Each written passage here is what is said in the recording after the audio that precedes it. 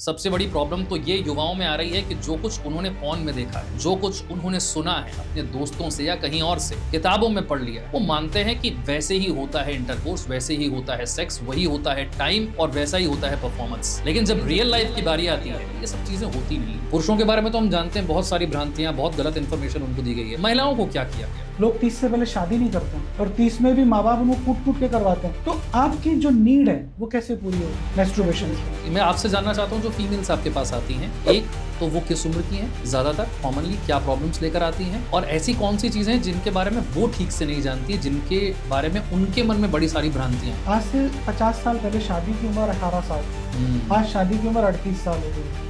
Females के Dzire के बारे में, फीमेल्स को होने वाली परेशानियों के बारे में, फीमेल की सेक्स एजुकेशन के बारे में, इस बारे में कोई खास बात नहीं। यही होता होगा और ऐसा ही होता होगा। अब इसमें मेल सोचे तो इट्स ओके कि कोई बात नहीं, सोच लिया, लेकिन जब वाइफ भी ऐसे ही सोचने लग जाती है तो बड़ी दिक्कत आती है, क्योंकि बिस्तर पे आप वो परफॉर्मेंस कहाँ से लाओगे जो आपने एक फॉर्म के अंदर देखी हुई है। मैं तो जिनसे मिलता हूँ तो बड़े अच्छे लोग हैं, बड़े अच्छे घरों के लोग हैं, इनसे मुझे कैसे बीमारी हो सकती है? लेकिन ये बहुत तेजी से बढ़ रही है। सच्चाई क्या है इससे?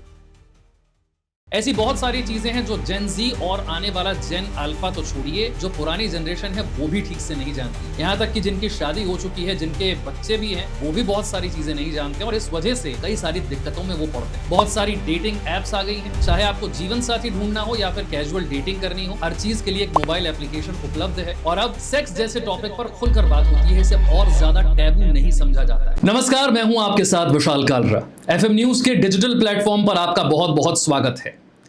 अगले 1 घंटे में आपके लिए सेक्स एजुकेशन की वो क्लास हम लेकर आए हैं जिसके बारे में आपको जानकारी और इंफॉर्मेशन अपने स्कूल और कॉलेज में मिल जानी चाहिए थी, लेकिन क्योंकि हमारा सिस्टम ऐसा है जहां पर इस बारे में खुलकर बात नहीं होती है। पिछले कुछ वर्षों में काफी कुछ बदल गया है और अब सेक्स जैसे टॉपिक पर खुलकर बात होती है, इसे और ज्यादा टैबू नहीं समझा जाता है।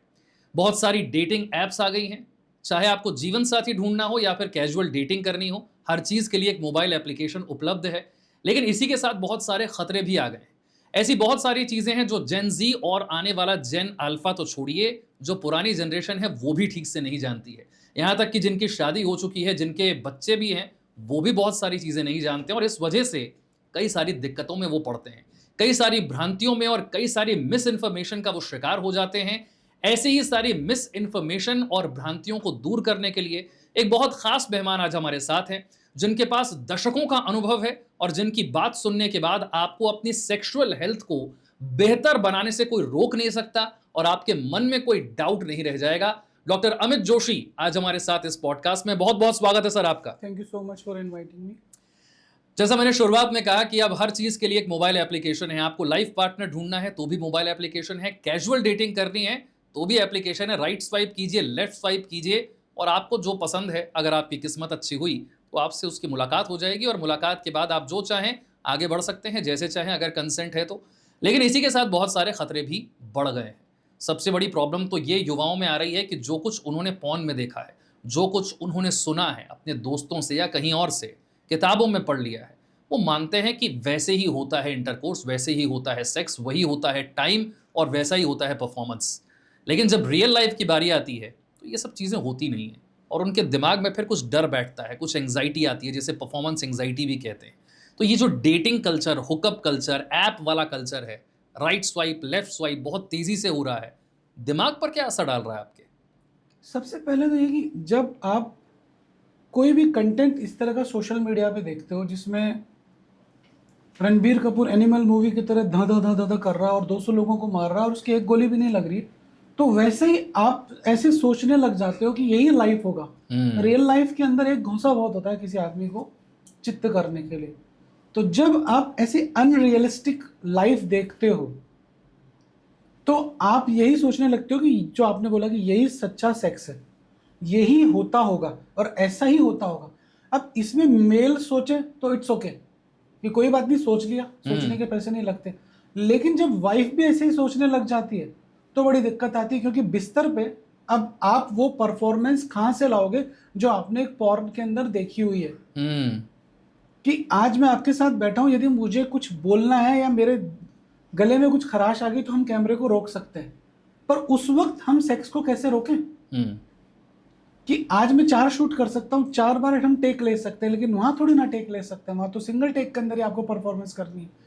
तो वो प्रैक्टिकली पॉसिबल नहीं है। आपकी जो एक्सपेक्टेशन होती है अपने पार्टनर के साथ, वो ऐसी होती है कि ये ऐसे करेगा, ये वैसे करेगा, जैसे पॉर्न में देख रहे हैं बिठा के करेगा, जंपिंग जैक करेगा। तो everything it is not possible, नहीं तो आप भी पॉर्न स्टार होते। तो सबसे पहला तो ये होता है कि आप अनरियलिस्टिक सेक्स की डिमांड करते हो, खुद से भी और पार्टनर से भी। और फिर आप होते हो लैंड अप किसी ऐसी जगह पे जहां पर आप जाके ये बोलते हो कि मुझे वैसा सेक्स करना है। और जब भी आप इस तरह की गलती या किसी ऐसी जगह जाते हो और यदि आप गलत जगह फंस गए, तो वो सीधा आपको स्वर्ण भस्म टिकाता है। अभी स्वर्ण बहुत महंगा है, तो भस्म की कीमत भी बहुत ज्यादा हो जाती है। तो दिस इज सबसे पहला इशू। दूसरा, जब हम हुकअप्स की बात कर रहे हैं, तो आपके अंदर आप फिल्टर लगा सकते हो इंस्टा पे, आप स्टेटस लगा सकते हो और उससे चीजें पता भी चल जाती है। पर आपकी बॉडी के अंदर कौन से वायरसेस हैं, बैक्टीरियाज हैं, आपकी एसटीडी का स्टेटस आपकी प्रोफाइल पे नहीं लगा हुआ था कि मैं आज तक 70 लोगों के साथ बॉडी मेरा काउंट हो गया। अब उस 70 काउंट में आप क्या क्या गिफ्ट लेके आई है आपको नहीं पता, तो ये गिफ्ट आप किसी और को ट्रांसफर करोगे तो आप एसटीडी पे जाओगे, आपकी सेक्सुअली ट्रांसमिटेड मैं यहीं पर आपको रोकूंगा और मैं एसटीडी पर बात शुरुआत में कर लेना चाहता हूं, क्योंकि अब हमारे पास सोशल मीडिया पर सेक्सोलॉजिस्ट से बात करते हुए अनेकों पॉडकास्ट हैं। बेसिक लेवल की बातें बहुत सारी तो हो चुकी हैं। एक ऐसी चीज़ जिस पर बहुत लोगों का ध्यान नहीं जा रहा है और जो इस हुकअप कल्चर की वजह से, डेटिंग कल्चर की वजह से बढ़ रही है, वो है एसटीडी, सेक्सुअली ट्रांसमिटेड डिजीज़। अब तक लोग मानते थे कि साहब जो लोग रेड लाइट एरिया में जानते हैं ना, उनको होता है एसटीडी, हमें थोड़ी होगा। हम तो जिन लोगों से भी मिले वो तो बड़े अच्छे घरों से आते थे और बड़े अच्छे लोग थे, तो उनको कहाँ से कोई बीमारी होगी? उन्होंने तो कभी ऐसा कुछ नहीं किया। लेकिन यहीं पर गलती हो रही है। पिछले कुछ दिनों में ऐसी रिपोर्ट्स आई हैं, आप जानते हैं स्पा सेंटर का कल्चर बहुत बढ़ रहा है और वहाँ पर क्या हो रहा है स्पा के नाम पर हम सब जानते हैं। पुलिस रेड करती है आए दिन अखबारों में, हम टीवी न्यूज़ पर भी दिखाते हैं कि वहाँ क्या हो रहा है। मैं सब जगह की बात नहीं कर रहा हूँ, कुछ स्पा सेंटर्स की बात कर रहा हूँ और वहाँ से लोग बीमारियाँ लेकर आ रहे हैं। एक तो वो जगह है और दूसरा ये कि हम ये मान कर चलते हैं कि मैं तो जिनसे मिलता हूँ तो बड़े अच्छे लोग हैं, बड़े अच्छे घरों के लोग हैं, इनसे मुझे कैसे बीमारी हो सकती है। लेकिन ये बहुत तेज़ी से बढ़ रही है। सच्चाई क्या है इसकी? सच्चाई यही है कि आपको जब आप किसी भी इस तरह के रिलेशनशिप में जाते हो तो आपको पता नहीं है, क्योंकि आप उस वक्त एक नशे में होते हो। वो प्रेम का नशा होता है, वो दारू का नशा होता है, वो नीड्स होती हैं। अब आप किसी नोएडा के किसी क्लब में गए और वहां पर आपने कुछ उठा लिया रात को, आपका पार्टनर आपके साथ किसी होटल में चले गया, तो आपको नहीं पता कि आपको क्या होने वाला है। मेरे पास जो मोस्ट ऑफ पेशेंट्स आते हैं जिनकी फटी इसलिए होती है क्योंकि उनका रात को कॉन्डोम फट गया, तो आपको ये नहीं पता कि क्या होगा। और जब उनकी स्थिति मेरे पास आते हैं तो ये होती है कि बस प्राण निकाल लो, मुझे बचा लो कैसे भी। अच्छा, इस दुनिया में सबसे बड़ा जो बिजनेस है वो है फियर का, डर का। यदि आपने उसको बोल दिया कि अब तेरा कुछ नहीं हो सकता, तो वो वहीं मर जाता है। और यदि आपने उसकी इस लाचारी का फायदा उठा लिया तो बोलोगे अभी तेरे को सही करता हूँ, ये मैंने स्पेशल दवाइयाँ मंगाई है यूएस से, 1 लाख रुपए की ले ले। जबकि वो जो आपका दवाई है कि आपको 72 आवर्स के अंदर लेनी है, HIV की जो दवाई जिसको हम प्रोफाइलैक्सिस ट्रीटमेंट बोलते हैं, PEP बोलते हैं, पोस्ट एक्सपोजर प्रोफाइल, 2-2.5 हज़ार रुपये का ट्रीटमेंट आता है। दिल्ली में ऐसे बहुत सारे डॉक्टर्स बैठे हैं जो उसी के 50-50 हज़ार रुपये ले लेते हैं। तो डर का नहीं, ये मुझे समझना है आप क्या बोल रहे हैं। अब तक हम समझते थे कि अगर आपने अनसेफ सेक्स कर लिया तो कॉन्ट्रासेप्टिव आप ले सकते हैं 48-72 घंटे में। अभी आप बता रहे हैं कि ऐसे में अगले 72 घंटे में आप HIV के लिए भी कुछ ले सकते हैं। तो लेकिन किसी को पता कैसे चलेगा कि वो उसे HIV हो सकता है? ऐसा तो हम में से कोई मानकर ही नहीं चलता। देखो, अब मानने में और उसका रिसर्च करने में तो हमें टाइम लग जाएगा। हाँ। पर यदि आपको एक्सपोजर हुआ है और आपको थोड़ा बहुत भी फियर है कि यार मेरे जिस पार्टनर के मैं साथ था वो सेफ नहीं था और मुझे HIV हो सकता है, तो 72 आवर्स के अंदर पोस्ट एक्सपोजर प्रोफाइलैक्सिस, जिसको PEP बोलते हैं, वो आप ले सकते हो, PEP। तो ये अवेलेबल है, किसी भी डॉक्टर के पास जाएं, पोस्ट एक्सपोजर प्रोफाइलैक्सिस बोलें, वो दे देगा आपको। और 2-2.5 हज़ार रुपए का ट्रीटमेंट होता है, वो आपको लेनी होती है। तो यदि आपको थोड़ा बहुत भी फियर है तो।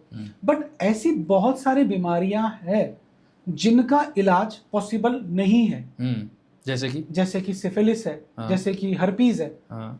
तो यदि ये आपके हो गई, HPV ह्यूमन पेपिलोमा वायरस है, तो फिर आप मरोगे नहीं, बट आपको वो इन्फेक्शन लाइफ लॉन्ग रहेगा। इसी बीमारी के साथ आपको जीवन काटना है, जीवन भर दवाइयां खानी है। जीवन भर दवाई नहीं खानी, जब तक वो इन्फेक्शन है, उसका वायरल लोड है, हाँ। तब तक वो दवाई खानी। जैसे कि आपको सपोज करो कि HPV वायरस हो गया, ह्यूमन पेपिलोमा वायरस हो गया, तो ह्यूमन पेपिलोमा वायरस के अंदर आपकी जो पीनिस है उस पर जेनाइटल वार्ट हो जाएंगे, वजाना के ऊपर जेनाइटल वार्ट हो जाएंगे।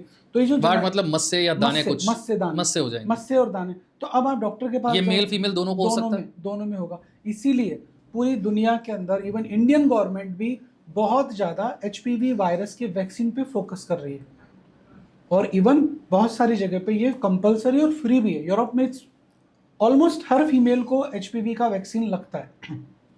तो जो भी लोग सेक्सुअल एक्टिव हैं या जिनको ऐसा लगता है, सबकॉन्शियस माइंड में फीलिंग आ जाती है यार मेरा बच्चा बदमाश है, तो मुझे लगता है कि उन लोगों को HPV वैक्सीनेशन पे काम कर लेना चाहिए, लगवा लेना चाहिए। बहुत 2-2,500 रुपये का वैक्सीन आता है, तो मतलब आप 1 mg पे भी जाओगे तो भी 1700-1800 रुपये में वैक्सीन। अच्छा, आपने जितनी बीमारियों के नाम लिए, मुझे लगता है मोस्ट ऑफ यंगस्टर्स उनमें से किसी बीमारी को ना जानते हैं ना समझते हैं, और अगर उन्हें हो भी गई तो उन्हें पता नहीं चलेगा कि ये क्या हो रहा है। तो उन्हें कौन से सिम्टम्स दिख जाएं तो उसके बाद उन्हें समझना चाहिए कि ये सिफिलिस या HPV या HIV के सिम्टम्स है और अब मुझे डॉक्टर को मिलना है।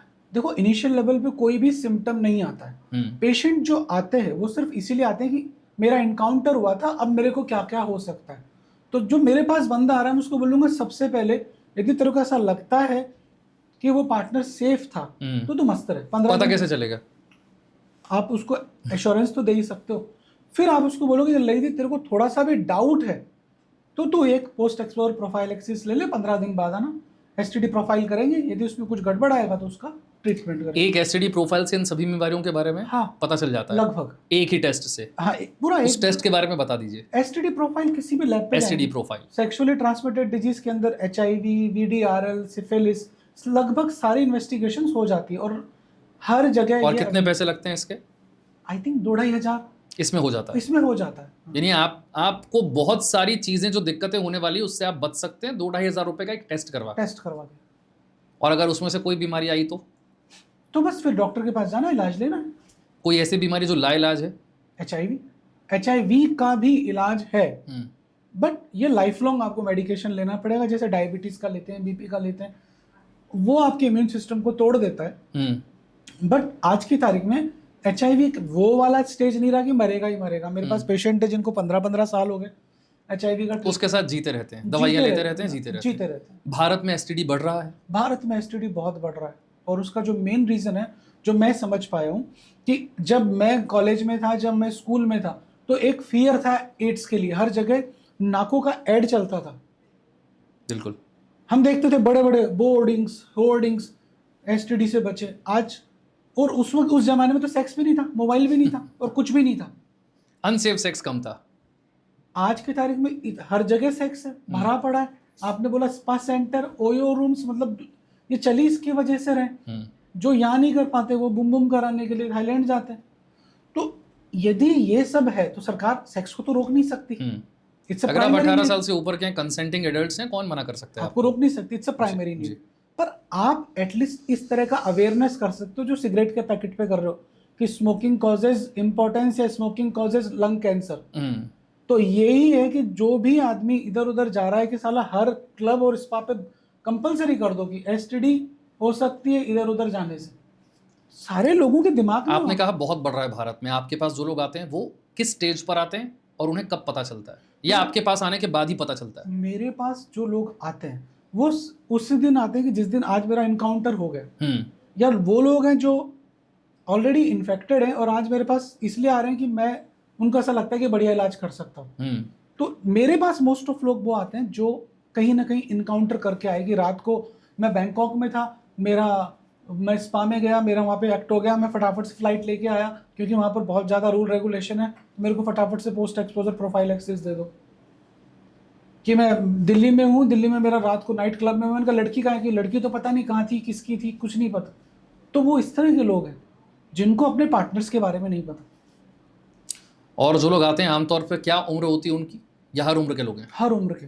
वो 65 साल के भी हैं, वो 55 साल के भी हैं, वो इंडियन भी हैं, वो बाहर के भी हैं, वो होमोसेक्सुअल भी हैं, वो हेट्रोसेक्सुअल भी हैं। मतलब वो वो सब मतलब कहीं से भी बंदा आ सकता है, किसी को भी हो सकता है। एक मिथ था लोगों के दिमाग में पहले कि जो लोग रेड लाइट एरिया में जाते हैं या सेक्स वर्कर्स के पास जाते हैं सिर्फ उन्हें एसटीडी होता है, क्योंकि इसी तरीके के लोगों के बहुत सारे पार्टनर्स होते हैं। मैंने शुरुआत में भी आपसे क्वेश्चन किया, बहुत सारे लोग ये पूछते हैं कि हम तो जिन लोगों से मिलते हैं वो बड़े अच्छे घरों के लोग हैं, उन्हें कोई बीमारी कैसे हो सकती है? इस मिथ को तोड़ना ज़रूरी है।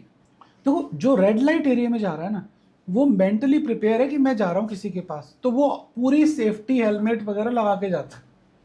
लेकिन जब आप इस तरह से जाते हो कि आपने जो टिंडर है या इस तरह की एप्स हैं, इन पे आप प्रेम के लिए जाते हो, आप सेक्स के लिए नहीं जाते हो। आपका सबकॉन्शियस माइंड बोलता है कि सेक्स भी करेंगे, पर आइडियली आप जाते हो कि डेट करेंगे, और डेट के बाद सेक्स करेंगे। तो वो जो टिंडर है वो आपके पास भी है, उसके पास भी है।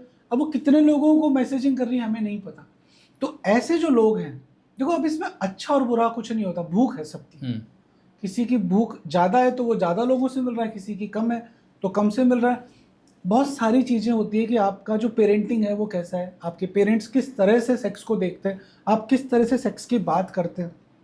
मेरे पास बाप अपने बेटे को लेके आता है कि he is facing some sexual issue 14 साल की उम्र में, and I am really happy कि ये लोग इतने ओपन अप बात कर रहे हैं। 14 साल की उम्र में क्या इशू हो सकता है? 14 साल की उम्र में उसको लगता है कि he is having some issue, like he is having nightfall. Suppose एक छोटा सा एग्जांपल लेते हैं कि उसने पढ़ लिया बाथरूम में किसी मूवी के थिएटर में कि यदि आपको नाइटफॉल को क्या बोलते हैं, स्वप्न दोष, स्वप्न दोष के लिए मिले फला फला बाबा बंगाली से। अब वो लड़का सोच रहा है मेरे तो रोज हो रहा है। कहीं उसने पढ़ लिया कि स्वप्न दोष होने से नामर्दगी आ जाएगी, स्वप्न दोष होगा तो तेरी वाइफ का भी सेटिस्फाई। अब वो ही इज हैविंग, यार अभी तो मतलब 14 साल के बच्चे को ये हो रहा है, दिमाग में ये सब आ रहा है। ये सब आ रहा है क्योंकि नाइटफॉल तो होगा। 14 साल की उम्र का बच्चा है, हार्मोन पीक पे है, सेक्सुअल ऑर्गन डेवलप हो चुके हैं, कॉलेज के अंदर या स्कूल के अंदर लड़कियां भी है तो जिनको देख के। अच्छा, बात जब निकली है तो मुझे लगता है इस पर बात कर लेनी चाहिए। 13-14 साल के बच्चे, लड़का हो लड़की हो, पेरेंट्स को इस उम्र में क्या समझाना चाहिए उन्हें, कैसे उनको सेक्स एजुकेशन देना चाहिए? देखो, पहला जो सबसे बड़ा एजुकेशन है वो माँ बाप देते हैं, और मैंने हमेशा एक ही चीज़ पे फोकस किया है कि जो बाप है यदि वो अपने बेटे को ढंग से समझाए तो कभी एसटीडी उसको नहीं होगी, कभी भी उसको सेक्सुअली ट्रांसमिटेड डिजीज नहीं होंगे, सेक्सुअल प्रॉब्लम्स भी काफ़ी कम हो जाएगी। तो सबसे पहला ये चीज़ें समझाए कि हाइजीन, कि आप अपने बेटे को बोलो बेटा हाइजीन कैसे मेंटेन करते हैं ये समझो। कि आप 40 साल के हो, मेरे पास आ रहे हो, आपने कभी जीवन में पीनिस कोई पीछे नहीं किया। ऐसे बहुत सारे लोग हैं कि वो चमड़ी उन्होंने आज तक पीछे नहीं करी, उनके स्किन पे गंदगी लगी हुई, स्मैग्मा लग रहा है। तो सबसे पहले तो हाइजीन के बारे में बताओ। दूसरा, फिर उसको ये समझाना है कि सेक्स एजुकेशन क्या है, सेक्सुअल एटिकेट्स क्या है, कि जब आप 4 लड़कियों के बीच खड़े हो तो आपको किस तरह से सभ्य बन के रहना है। आप अपने दोस्तों के साथ कुछ भी बातें कर रहे हो इसका मतलब वो नहीं है। आज जो मैं जेंजीज में कल्चर देखता हूँ कि कनॉट प्लेस पे सारे लड़के लड़कियां उस उम्र के खड़े हैं, बातें कर रहे हैं, और उनकी टॉक्स भी मुझे नहीं लगता कि कई लोगों की मैंने देखा है बहुत सभ्य नहीं होती है, गाली गलौज कर रहे होते हैं। अब मैं सिर्फ उसी चीज़ पे फोकस करना चाह रहा हूँ कि आप दोस्त हो सकते हो, पर आपके सामने यदि कोई भी महिला खड़ी है, स्त्री खड़ी है, तो आपका जो आचरण है, आपकी जो वाणी है वो बड़ी सभ्य होनी चाहिए। तो ये आपको कौन सिखाएगा? ये कभी आपको दोस्त नहीं सिखाएंगे, पेरेंट्स सिखाएंगे। तीसरा, यदि आपको ऐसा लगता है कि बेटा are you doing some masturbation, तो आपने यदि ये बात पूछ लिया और वो कर रहा है तो उसको लग जाएगा कि हाँ, तो उसको बोलना यार it's okay, it's a natural thing, if you are doing once a week it's okay. But यार बेटा इसको एडिक्शन मत बना लेना। नहीं तो क्या होगा, वो मैस्टरबेशन करेगा, बताएगा दोस्तों को, दोस्त बोलेंगे कि हस्तमैथुन करने से कमजोरी आती है, वो इधर उधर जाएगा। क्या सच्चाई है? बहुत सारे लोग आज भी ये सवाल पूछते हैं, जो टीन एज में है वो ही नहीं, जो बड़े भी हैं वो भी। मैस्टरबेशन को लेकर भारत में इतनी भ्रांतियां और इतनी मिस इन्फॉर्मेशन क्यों है? और बहुत जगह पर आपने बोर्ड लगा देखा होगा, बचपन की गलतियां।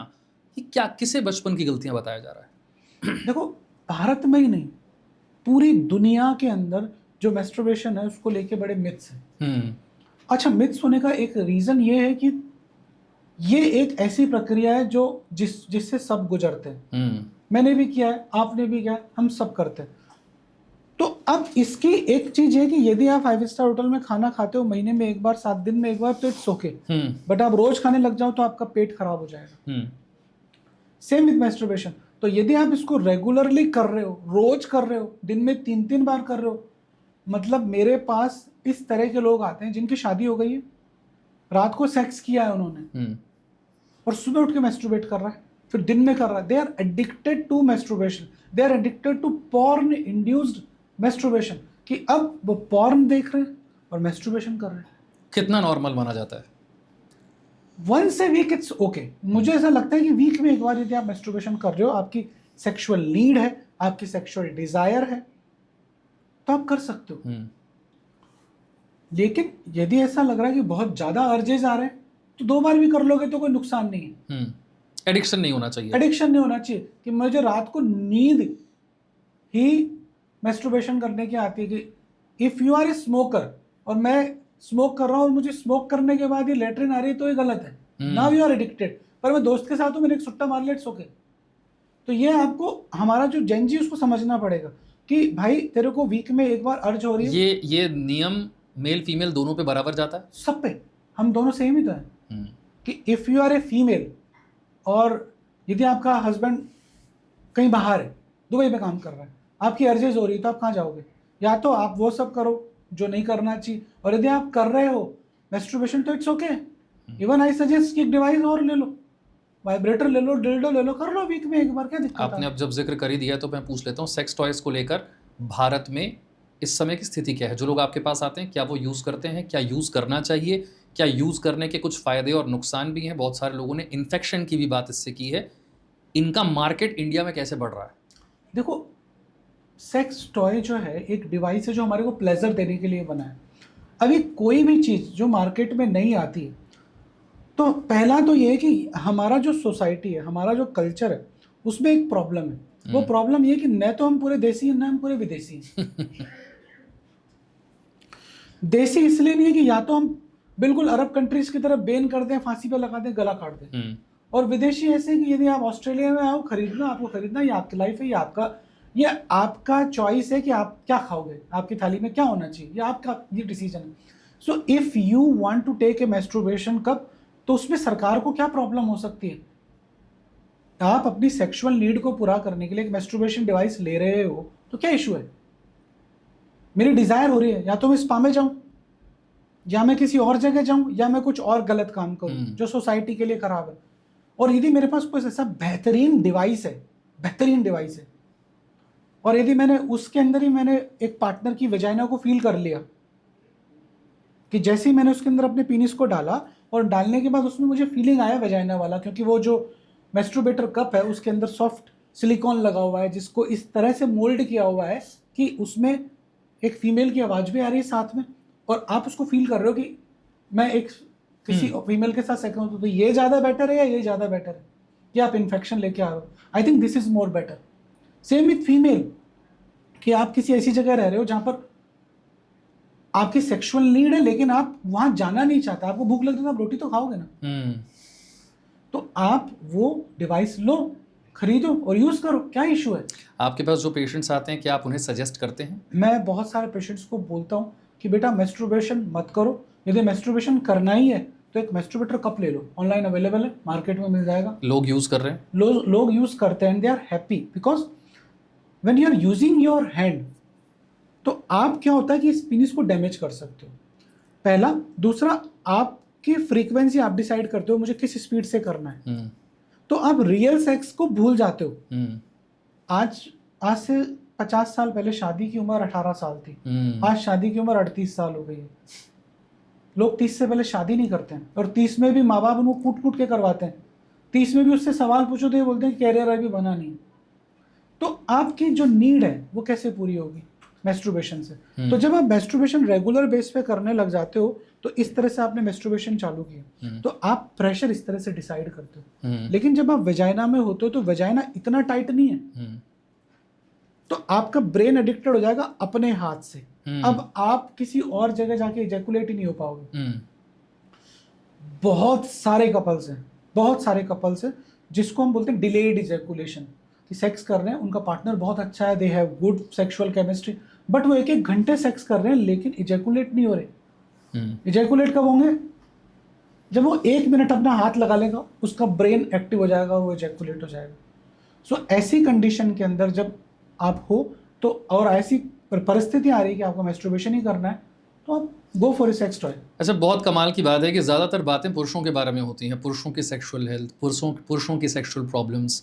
अभी भी मैं देख रहा हूँ, हमने बहुत सारे पॉडकास्ट भी देखे ऑनलाइन, फीमेल्स के डिज़ायर के बारे में, फीमेल्स को होने वाली परेशानियों के बारे में, फीमेल की सेक्स एजुकेशन के बारे में, उस बारे में कोई ख़ास बात नहीं होती। मैं आपसे जानना चाहता हूँ, जो फीमेल्स आपके पास आती हैं, एक तो वो किस उम्र की हैं, ज़्यादातर कॉमनली क्या प्रॉब्लम्स लेकर आती हैं, और ऐसी कौन सी चीज़ें हैं जिनके बारे में वो ठीक से नहीं जानती हैं, जिनके बारे में उनके मन में बड़ी सारी भ्रांतियाँ हैं।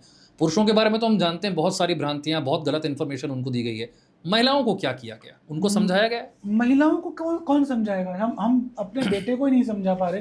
तो अगेन, माँ से बढ़िया कोई भी एजुकेटर हो नहीं सकता एक फीमेल के लिए। तो सबसे पहले तो आपको अपनी बेटी को ये समझाना है कि बेटा ऐसी कोई कंडीशंस होती हैं तो आप एसटीडी से कैसे बचो, क्योंकि आप उसकी सेक्सुअल नीड्स को और सेक्सुअल डिजायर्स को रोक नहीं सकते हो। वो कहाँ जा रही है, किसके साथ जा रही है, ये आपकी कई सारी चीज़ों का आप कंट्रोल। सबसे आमतौर पर फीमेल्स में होने वाली एसटीडी कौन सी है? अगेन एचपीवी, ह्यूमन पैपिलोमा, जो मेल में है वो सब में, जो हम दोनों सेम है। लेकिन हम फीमेल सेक्सुअल प्रॉब्लम्स की बात करें तो सबसे ज़्यादा जो कॉमन सेक्सुअल प्रॉब्लम फीमेल को मैं फेस करता हूँ वो है उनका ऑर्गेज्म नहीं आता है। आता ही नहीं। उनको ऑर्गेज्म का इशू है। ऑर्गेज्म का इशू क्यों है? क्योंकि उसकी शादी हो गई मेल के साथ, अभी male is a poor performer, और पुअर परफॉर्मर होने के बाद वो कभी उस लेवल पे ही नहीं जा पाई कि मतलब एक्चुअल फूड क्या था, एक्चुअल फ्रूट क्या था, वो खाया ही नहीं उसने, तो उसको पता ही नहीं है कि व्हाट इज द। ये सबसे कॉमन प्रॉब्लम है। ये सबसे कॉमन प्रॉब्लम है, सबसे ज्यादा कि उनको मतलब फीलिंग ही नहीं आ रहा सेक्स में। ये ओके, शुरू में बड़ी फैंटेसी थी, बहुत अच्छा लगता था, कर लिया। अब एजिंग के बाद I am board, but orgasm नहीं आ रहा। ऑर्गेज्म नहीं आ रहा, उसको फील ही नहीं आ रहा ना, उसको स्वाद ही नहीं आ रहा सेक्स का। तो सेक्स का स्वाद मेल को किस चीज से आएगा? इजैकुलेशन से। और फीमेल को कैसे आएगा? जब उसको ऑर्गेज्म ही नहीं आ रहा, तो ऑर्गेज्म आ ही नहीं रहा तो वो स्वाद ही नहीं ले पाई। वो क्यों नहीं आ पा रहा? बहुत सारे रीजन है। मेल का पुअर परफॉर्मेंस, मेल का पुअर परफॉर्मेंस होना, उसको फीमेल है उसका सेक्स एजुकेशन नहीं होना कि फीमेल ऑर्गेज्म जैसी भी कोई चीज है, पता ही नहीं है, उसको पता ही नहीं। क्या आज के जमाने में भी ऐसे लोग हैं जिन्हें नहीं पता?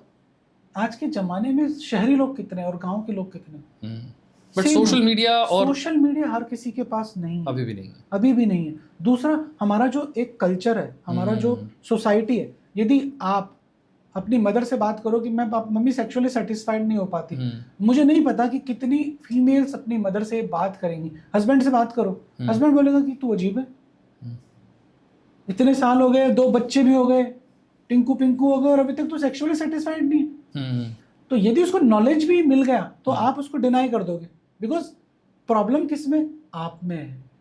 आप भी मानोगे ही नहीं उसको प्रॉब्लम है। यदि उसने बोल दिया कि मुझे सेक्सुअल फैंटेसी है कि लेट्स डू टुडे ओरल, चलो आज डॉगी पोजीशन में ट्राई करें, तो क्या होगा? आपका हस्बैंड यूं घूर के देखेगा उसको, ये क्या चरित्रहीनों जैसी बातें कर रही है। तो ये जो सारी चीजें जब औरतों के ऊपर आती है, लागू होती है, तो बड़ी दिक्कत आती है। फीमेल मेरे पास आती है कि मेरे को ऑर्गेज्म फील नहीं हो रहा, और ऑर्गेज्म तब फील हुआ जब मैंने कोई डिवाइस यूज किया या मैं किसी के प्रेम में आई, किसी और के साथ। तो आज की तारीख में जो एक्स्ट्रा मैरिटल है, उसका रीजन क्या है? This is the main reason कि आप कहीं भी सेक्सुअली सेटिस्फाइड नहीं हो रहे, वो सेटिस्फेक्शन कहीं और से मिला, तो आपका कनेक्शन और डेवलप हो गया।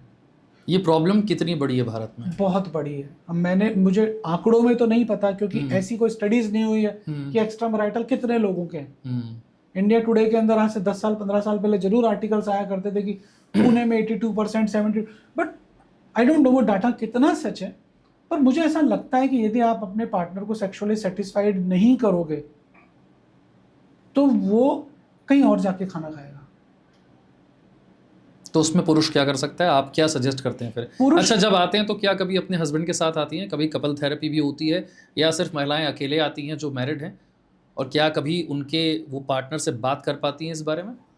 बहुत सारे लोग साथ आते हैं, कपल्स साथ आते हैं, और वो कपल्स कई बार तो ऐसे होते हैं कि जो फीमेल पकड़ के लाई होती है, वो आदमी जो है ऐसा है कि उसको चंद्रमा पे मकान चाहिए, लेकिन वो ऐसा है अंदर से कि कॉन्डोम खरीदते समय भी वो मना कर देता है कि यार तू जाके खरीद ला। वो इस तरह के कई बार लोग होते हैं जो ये बोल के लाते हैं मैं तेरे लिए चल रहा हूँ, this is for you, and this is really situation, real situation they are coming. तुझे बात करनी तू कर ले।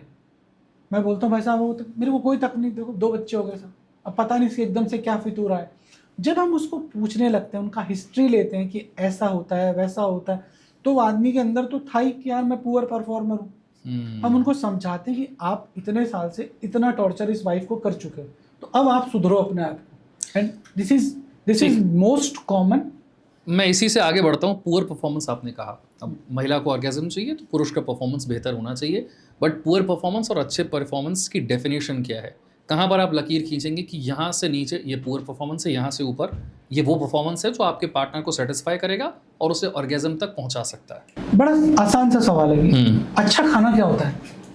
जिसमें आपको स्वाद आए। जिसमें स्वाद आए। कि मैं यदि मेरे पार्टनर के साथ सेक्स कर रहा हूँ शादी के 15 साल बाद, 20 साल बाद भी, तो जब मैं उस सेक्स को करके निकलूं और मैं और मेरा पार्टनर जब एक्ट के बाद लेटे हुए हैं, तो हम दोनों को ये फील हो कि यार ये जो सेक्सुअल परफॉर्मेंस है मेरी सुहागरात के दिन भी वही थी और आज भी वही है, मुझे सेम प्लेजर महसूस हो रहा है कि आज मुझे इतना बेहतरीन सेक्स मिला है, जो मतलब ये जीवन का सबसे बेहतरीन सेक्स था। मतलब वो क्या हर बार ऐसा पॉसिबल है? ये हर बार ऐसा होना चाहिए। पॉसिबल है? क्यों नहीं पॉसिबल है? क्यों नहीं पॉसिबल है? कि कैसे? सेक्स क्या है कि सेक्स को बनाया किसने? नेचर ने बनाया, प्रकृति ने बनाया, कामदेव ने बनाया। सेक्स में इतने साहित्य, इतनी किताबें हैं, इतने मंदिर बने, तो सेक्स को सीखना पड़ेगा। शादी होती है किस लिए होती है? शादी का मेन पर्पस क्या है? संतान और सेक्स। संतान तो आईवीएफ से भी पैदा हो सकती है, पर सेक्स अभी आईवीएफ से नहीं हो सकता। तो मेन जो है वो सेक्स है। जो शादी है, यदि मैं इंडियन शादी की बात करूं तो कम से कम उसमें 10 फंक्शन होते हैं। टीका, मेहंदी, हल्दी, बहुत सारे हैं ना। तो आप जब ये सारे फंक्शंस बना रहे हो, इन सारे फंक्शन का एंडिंग है वो बेड, 3x6 का बिस्तर। उस पर जाने से पहले के नियम क्यों नहीं है? उस पे जाने से पहले के कुछ चीजें होनी चाहिए, कुछ एजुकेशन होना चाहिए कि सेक्स में जाने के क्या क्या नियम है, एक हेल्दी सेक्स को रखने का क्या नियम है। यदि आप, एंड बिलीव मी, मैं जब भी यूरोप जाता हूँ तो मैं वहां सिगरेट का पैकेट देखता हूँ, उस पर लगा स्मोकिंग कॉजेज इंपॉर्टेंस। हमारे यहाँ स्मोकिंग कॉजेज कैंसर। यदि साला इतना सा मैसेज भी आप डाल दो अपने सिगरेट के पैकेट पे, तो भी कम से कम 10 से 15% लोग स्मोक करना बंद कर दे। तो आपको हर जगह मैसेजिंग देना पड़ेगा कि ये सेक्स के लिए अच्छा फूड है, ये सेक्स के लिए अच्छी एक्सरसाइज है। यदि आपको अच्छा सेक्स करना है तो इसके ये नियम है कि आपने दबा के खाना खा लिया तो आप सो सकते हो, सेक्स नहीं कर सकते हो। यदि आपने दबा के दारू पी ली तो आप सेक्स नहीं कर सकते, सिर्फ सेक्स को देख सकते हो। यदि आप ओबेज हो, मैस्टरबेशन रोज करते हो, तो आप पोर्नोग्राफी को देख के आनंदित हो सकते हो, पोर्नोग्राफी के हीरो नहीं बन सकते। ये बेसिक नियम एक हर आदमी को समझाने पड़ेंगे। और कौन से नियम है जो जानने चाहिए? आपने कहा ना इतने सारे फंक्शन शादियों के होते हैं, ये तो सिखाया नहीं जाता, इसके नियम कौन बताएगा? इसके लिए नियम आपको आज की दुनिया के अंदर मुझे लगता है कि हर चीज अवेलेबल है, पर आपको पता होना चाहिए कि कौन सा चीज कहां से लेना है। आपको समझना पड़ेगा, एजुकेट होना पड़ेगा। मैं हूं, बहुत सारे डॉक्टर्स हैं, हर जगह अवेलेबल है। और कुछ भी कहीं भी कुछ भी अवेलेबल नहीं है, तो एक चीज हर जगह अवेलेबल है जो ऋषि वात्सायन ने बनाई थी सदियों पहले, कामसूत्र। अच्छी ऑथेंटिक कामसूत्रा कहीं से जुगाड़ करो, मिल जाती है हर जगह, ऑनलाइन भी अवेलेबल है। अच्छी कामसूत्रा जिसमें एक एक चीज बताई गई है, किस पोज में सेक्स करना है, कैसे सेक्स करना है, वन विहार कैसे करना है, जल विहार कैसे करना है। मतलब इतना डिटेलिंग किसी भी साइंस में नहीं है कि पानी में कैसे सेक्स करोगे, हवा में कैसे सेक्स करोगे, कहां पर है? उसमें वजाइना बड़ी है तो कैसे सेक्स करना है, पेनिस छोटा है तो कैसे सेक्स करना है। Everything, every detailing. सेक्स से आध्यात्म में कैसे जाना है, सेक्स से स्पिरिचुअलिटी में कैसे जाना है, आप अगला लेवल पे कैसे जाओगे, कुछ भी अवेलेबल नहीं। तो ये है। और यदि आप थोड़े से पैसे खर्च कर सकते हो तो online consultation is everywhere available. मैं फिर से पुअर परफॉर्मेंस पे आता हूँ। आपने कहा अच्छा खाना खाया, आपको कैसे पता चलेगा? आपको दोनों को स्वाद अच्छा आया। क्या पुअर परफॉर्मेंस और अच्छी परफॉर्मेंस को समय के हिसाब से भी डिफाइन किया जा सकता है कि इतने मिनट तो ये अच्छा परफॉर्मेंस है, इससे कम मिनट तो ये बुरा परफॉर्मेंस है? क्योंकि बहुत सारे लोगों के मन में अब समय को लेकर बहुत कुछ आ गया है। कुछ लोगों का मानना है कि नहीं 5, 7, 10 मिनट नहीं होता, 30 मिनट, 40 मिनट, 50 मिनट, 1 घंटा। अनरियलिस्टिक एक्सपेक्टेशंस बहुत सारी हैं। आपके मुताबिक क्या समय को लेकर कोई नियम हो सकता है? क्या कोई डिफाइन कर सकता है कि इतने समय से ऊपर अच्छा, इतने समय से नीचे गया तो ये पुअर परफॉर्मेंस है? देखो, इसमें बहुत बहुत बहुत पतली पतली लाइनें हैं, परतें हैं, हम उन पे बात करते हैं। तो पहली परत ये है कि अच्छा सेक्स वो है जो मैं मानता हूँ कि मेरा पार्टनर सेक्सुअली सेटिस्फाइड हुआ या नहीं हुआ। अब मेरा पार्टनर यदि 1 मिनट में ही सेक्सुअली सेटिस्फाइड हो गया, मैंने पेनिट्रेट किया और मैंने सेक्स से पहले वो सब कर दिया कि बस मुझे पेनिट्रेट करना है और वो मूवी खत्म हो जाएगी उसकी, तो मुझे सेक्स करना आ गया, मुझे फोरप्ले करना आ गया, मुझे क्लाइटोरल स्टिमुलेशन आ गया कि मैं सेक्स से पहले वो सब कर रहा हूँ, मैं ओरल कर रहा हूँ, मैं उसकी क्लाइटोरिस को स्टिमुलेट कर रहा हूँ, मैंने फोरप्ले दबा के किया, मैंने उसके ऑर्गेज्म को उस लेवल पे पहुंचा दिया है कि she is demanding just insert your penis in the vagina and let me ejaculate. अब आप उस लेवल पे आ गए तो वो 1 मिनट में ही सेटिस्फाइड हो जाएगी। और आप 1 घंटे से लगे हुए हो और आप दोनों ने कुछ सब्सटेंस ले लिया, केमिकल ले लिया, तो न वो सेटिस्फाइड होगा ना आप सेटिस्फाइड होगे। तो सेक्स में टाइम का रोल नहीं, पार्टनर का प्लेजर इज मोर इंपॉर्टेंट। अब जो साइंस बोलता है कि यदि आपका पीनिस वजाइना में डालने के बाद, जिसको ILT टाइम बोलते हैं, यदि 3 मिनट से ज्यादा है तो you are a good performer. Sex 1 घंटे तक किया जा सकता है, 2 घंटे तक किया जा सकता है। आपको आना चाहिए कैसे करना है, और आपके साथ आपके पार्टनर को भी आना चाहिए। ऐसे बहुत सारे लोग हैं जो सिर्फ सेक्स में ही मेडिटेशन करते हैं, कि वो बहुत सारे सेक्स ऐसे हैं जिनमें मेडिटेशन होता है, जैसे तांत्रिक सेक्स होता है, तंत्रा सेक्स होता है, तो जिसमें लोग क्या करते हैं, उस सेक्सुअलिटी में रहते हैं, सेक्स में जाते हैं, एक्ट खत्म कब होगा, इजैकुलेशन के बाद, वो उस एक्ट को भोगते रहते हैं, उस स्वाद को लेते रहते हैं। कि यदि आपको दारू का एक पैक पीना, आपने 2 झटके मारे, आपने पी लिया और आपने उसी पैग को 1-1.5 घंटे तक एंजॉय किया, तो आप उसको एंजॉय कर सकते हैं। तो सेक्स के कोई नियम नहीं है, कोई कानून नहीं है, कोई कायदे नहीं है, हर आदमी के लिए, हर बॉडी के लिए अलग है। पुअर परफॉर्मेंस की बात चली, आपने फोरप्ले का जिक्र किया, आपने कहा आपको अगर फोरप्ले आता है तो 1 मिनट भी बहुत हो सकता है। मुझे लगता है बहुत सारे पुरुष जो हैं वो ये जानना चाहते होंगे, क्योंकि टाइमिंग को बढ़ाने के लिए तरह तरह के पिल्स लोग इस्तेमाल कर रहे हैं, जेल से लेकर स्प्रे और पता नहीं क्या क्या इस्तेमाल किया जा रहा है। क्या ऐसा कोई तरीका जो आपने कहा कि ऐसा फोरप्ले हो कि उस टाइमिंग की समस्या को वहीं पर वो सॉल्व कर लिया जाए बिना किसी पिल के? देखो, पहला तो यदि कोई पिल है तो हमें उसको लेने में हर्जा नहीं होना चाहिए।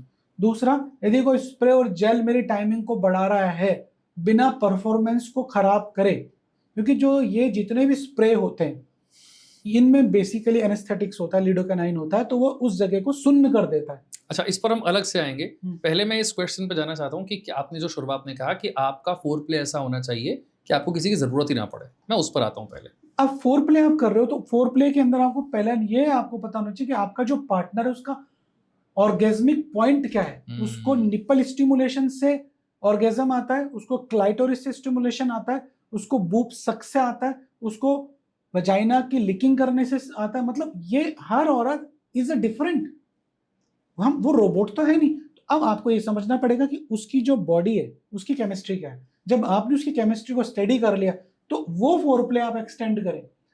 70% फीमेल्स को क्लाइटोरियल स्टिमुलेशन आता है। अब आप सिर्फ क्लाइटोरिस पे लग गए कि मैंने बोल दिया क्लाइटोरियल स्टिमुलेशन आता और पेनिट्रेशन पे फोकस ही नहीं किया, तो 30% तो आपको बाकी की परफॉर्म भी करनी पड़ेगी। तो फोरप्ले इतना वाइड है, इतना ज्यादा है कि आप उसको कितनी ही देर कर सकते हो। अब इस चीज के लिए पार्टनर को भी एजुकेट होना पड़ेगा ना, कि आप स्टिमुलेशन करे जा रहे हो, वो फील ही नहीं कर रहे, उसको तो पेनिट्रेशन ही चाहिए। तो इट्स अ डिफरेंट थिंग।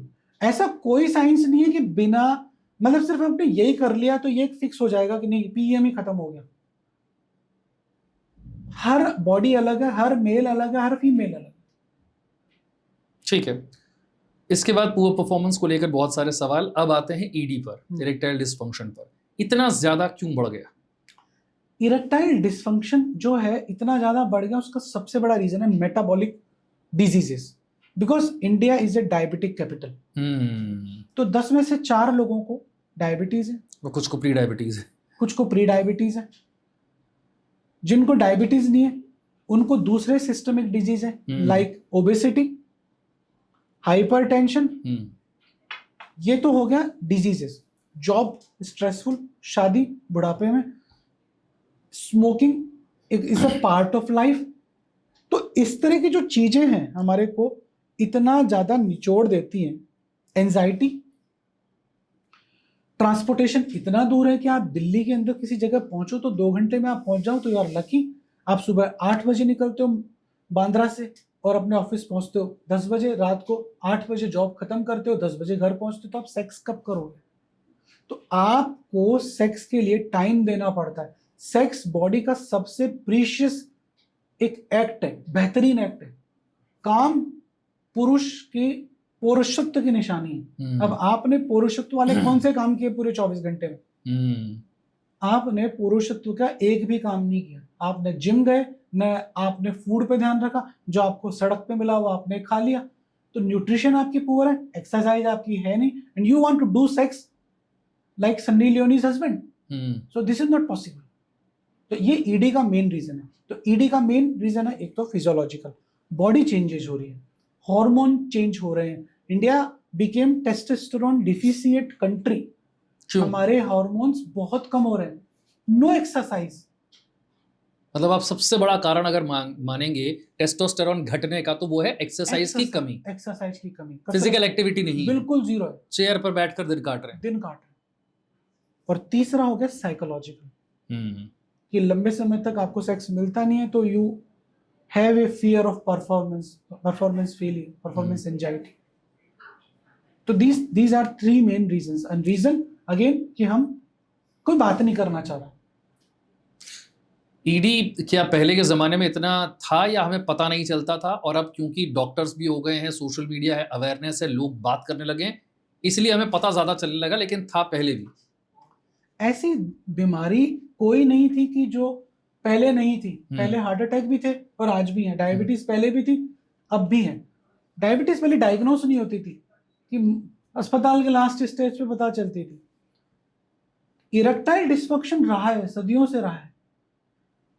यदि वो नहीं होता तो हमारे यहाँ रसायन नहीं बनते। सेक्स को स्ट्रॉन्ग करने के लिए हमारा जो सेक्सुअल साइंस है वो बहुत स्ट्रॉन्ग रहा है, जिसके अंदर बहुत सारे आयुर्वेदिक प्रिपरेशंस डाली गई हैं। अश्वगंधा, कौच, गोखरू, ये सारी चीजें जो सेक्स को मजबूत करती हैं।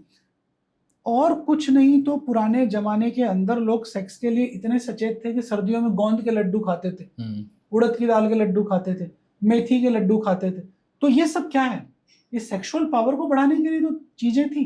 तो हम शुरू से ही सेक्सुअल एक्टिव रहे, पर पहले इंसिडेंट्स कम थे, क्योंकि 10 से 5 की नौकरी होती थी, जॉब का स्ट्रेस नहीं था, मकान था नहीं था, किसी को कोई फर्क नहीं पड़ता है। आपके पास गाड़ी कौन सी है, किसी को कोई फर्क नहीं पड़ता, पूरी दुनिया साइकिल पे घूमती थी। अब सेक्स बढ़ रहा है क्योंकि लोगों की सेक्सुअल फैंटेसीज बढ़ रही है, डिजायर्स बढ़ रही है, पार्टनर्स बढ़ रही है। और पेशेंट जो है वो 70 साल की उम्र के अंदर भी मर्सिडीज चलाना चाहता है 25 साल की। तो उसकी नीड्स बढ़ रही हैं। अच्छा, इसे लेकर बहुत सारी पिल्स मार्केट में अवेलेबल है, लेकिन उससे पहले आपने बहुत सारी देसी चीज़ों का जिक्र किया जो कि पहले के ज़माने से चली आ रही थी। बीइंग अ डॉक्टर, अब मुझे नहीं पता कि आप अपने पास आने वाले पेशेंट्स को इन देसी नुस्खों के बारे में कितना बता सकते हैं। वहाँ पर तो आप पिल्स ज़रूर प्रिस्क्राइब करते होंगे, लेकिन हमारे घरों में, हमारे किचन में ऐसी कौन सी चीज़ है जो हमें पिल्स लेने के मुकाबले, अगर आप कहें, अगर आपको इरेक्टाइल डिसफंक्शन है या प्रीमैच्योर इजैकुलेशन है, तो आप इन देसी चीज़ों को खाइए, शायद आप बेहतर कर पाएँ। हमने जो बात करी शुरुआत में कि इरेक्टाइल डिसफंक्शन का मेन रीजन क्या है? फिजिकल एक्टिविटी की। Physical activity. सो ऐसी कोई भी चीज जो मेरे शरीर को ताकत देती है वो मेरे सेक्स को भी मजबूती देगा। चाहे वो देसी घी हो, चाहे वो दूध हो, चाहे वो दही हो, चाहे वो अंडा हो, मतलब कोई भी चीज जो मेरे शरीर को ताकत दे रहा है और साथ में मैं उसको पचा रहा हूँ कि मैंने मटन खाया और मटन खा के मैं पड़ गया बिस्तर पे, तो वो नहीं ताकत चलेगा। नहीं देगा। कि आज मैंने 200 ग्राम चिकन खाया और मैं जिम में जाके वर्कआउट करके उसको निकाल के आ रहा हूं, तो आपको वो भी ताकत देगा। खाना भी है और पचाना भी है। खाना भी और पचाना भी है। Everything which is good for health, good for sex. Okay. Bad for health, bad for sex. There is, मतलब बहुत सारा मार्केट है, बहुत सारे इंस्टा पे। स्पेशली अगर आप किसी को इरेक्टाइल डिस्फंक्शन या प्रीमेच्योर एजैकुलेशन के लिए घर में किचन में कुछ ऐसी चीजें बताना चाहें जो उनकी इस समस्या को दूर कर सकती हैं, तो बता पाएंगे उस चीज को? सारी चीजें, मैंने क्या कहा कि ऐसा कुछ नहीं है कि मैं रोज इंस्टा पे रील देखता हूँ कि रात को 2 लहसुन को लेना है, उसमें शहद डालना है, फिर लौंग डालना है, फिर उसको कूटना है और आपका लिंग 1 घंटे तक खड़ा रहेगा फौलाद की तरह। ये सब बुलशिट है। नहीं होता। नहीं होता है। यदि आपकी डायबिटीज है तो आपको क्या करना पड़ेगा? एक्सरसाइज करनी पड़ेगी। यदि आप पिल से बचना चाहते हो, तो इंसुलिन से बचना चाहते हो, तो फूड को कंट्रोल करना पड़ेगा। इट्स सेम विद बीपी कि यदि आप बीपी की दवाई लेने से बचना चाहते हो तो आपको वर्कआउट करना पड़ेगा, सॉल्ट रेस्ट्रिक्शन करना पड़ेगा। आपने बीपी और डायबिटीज का जिक्र किया, तो मैं चाहता हूं जिन लोगों को बीपी और डायबिटीज है उन्हें किस तरीके का विशेष ध्यान रखने की जरूरत है? कंट्रोल करें अपने पैरामीटर्स को। यदि आपके डायबिटीज है तो आपका HbA1c 6.5 के नीचे रखें। आपकी जो मेडिकेशन है उनको टाइम पे लें। यदि आपका डॉक्टर आपको बोल रहा है कि आपका HbA1c 10.5 आ रहा है और आपको इंसुलिन लेना है, तो उस वक्त उसके साथ संघर्ष नहीं करें जी। दवाई लिखिए तो ले। आपको ऐसा लगता है कि मेरा डॉक्टर गलत बोल रहा है, तो 4 डॉक्टरों से और कंसल्ट कर लो। ऑनलाइन अवेलेबल है आजकल। मेरे पास बहुत सारे प्रश्न हैं जो हमने सोशल मीडिया पर भी रखे थे और आपसे प्रश्न पूछने के लिए कहा था।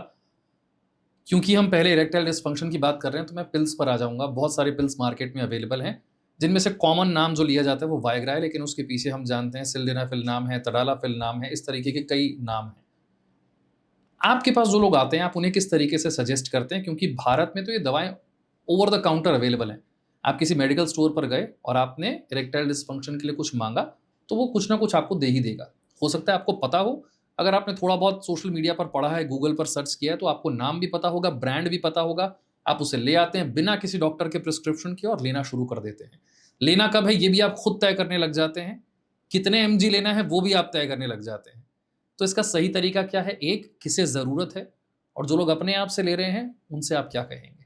देखो मतलब सीधी बात यह है कि यदि मैं आपको मेरी क्लिनिक की बात करूं, patient is coming to me at the age of 62 और वो मुझसे बोल रहा है कि साहब मैं कल जा रहा हूं थाईलैंड 3 दिन के लिए, मुझे और कुछ नहीं चाहिए, मुझे तो 3 रातें अच्छी करनी। तो मैंने कहा तेरी जो इच्छा हो खा ले, वायग्रा की एक गोली ले और खा ले।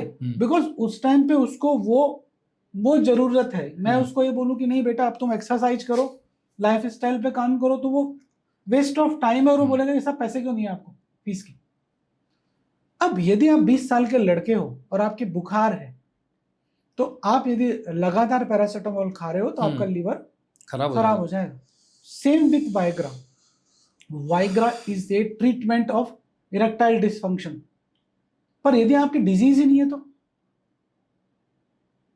आप Viagra is a PDE5 inhibitor, it's a vasodilator. 65 साल की उम्र में आपको इरेक्शन का इशू है, आपने ले लिया, वीक में 1 बार 2 बार, इट्स ओके। यदि आपके कार्डिक पैरामीटर्स सही है, आपका बीपी सही है, आपका डॉक्टर ने बोल दिया कि हाँ आप ले सकते हो साहब कभी कभी। पर यदि आप 20 साल के लड़के हो, डेट से कहीं से लड़की लेके आ गए, टिंडर पिंडर से, और आप जा रहे हो ओयो रूम के अंदर, आपको रिक्वायरमेंट ही नहीं थी, सिर्फ एक फियर था परफॉर्मेंस का, आपने वो गोली ले ली। Now your brain is addicted to that molecule. उसके बिना आपको फियर रहेगा हर बार। तो किसको लेनी चाहिए? जब आपका डॉक्टर बोले कि बेटा आपको लेनी चाहिए तो आप लो, चाहे वो वायग्रा हो, चाहे वो टाडालाफिल हो, ये डॉक्टर डिसाइड करेगा आपका। And believe me, patient is coming with 210 BP, serum creatinine level उसका 4 आ रहा है, किडनी उसकी फेलियर में, you want to take medicine of Viagra. कई बार तो ऑलरेडी ले चुका है कि अब क्या करना है, कि अब कुछ नहीं कर सकता हूं, वेट करते हैं, वॉच करो, ऑब्जर्वेशन में डालो। सबसे बड़ा नुकसान और सबसे बड़ा खतरा ईडी की पिल्स लेने का क्या हो सकता है, चाहे वो सिल्डेनाफिल हो या तडालाफिल हो या जिसे हम वायग्रा या बाकी ब्रांड्स के कहते हैं, सबसे बड़ा खतरा क्या हो सकता है जो यंग है उनमें भी?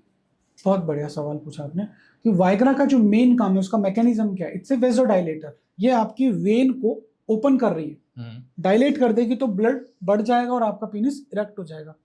खून का बहाव तेज हो जाएगा, उस एरिया में ब्लड फ्लो बढ़ जाएगा। हाँ, लेकिन वो सिर्फ पीनिस में ही डायलेट नहीं करेगी, वो आपकी आंखों में भी डायलेट करेगी, वो आपके ब्रेन को भी डायलेट करेगी, वो आपके हार्ट की वेन्स को भी डायलेट करेगी।